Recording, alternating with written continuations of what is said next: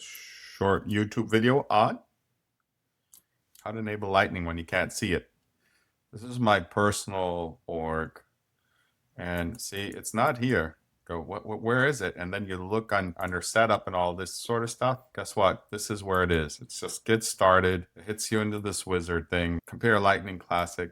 You can just trigger it this way. There we go. Right? And then compare, start trial, next steps. Right? Check readiness. It's important. You do want to do that.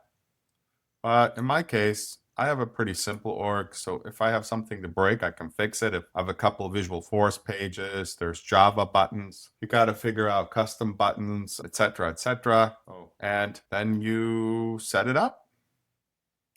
I'm gonna make sure I want notes, and I want to turn on the Lightning experience. It's that easy. That's it. And now, right here, on all standard profiles, the Lightning option will be enabled, right? But not on the custom profiles. Right there. Switch to Lightning, baby. It was that easy. I'm going to allow. And that's it.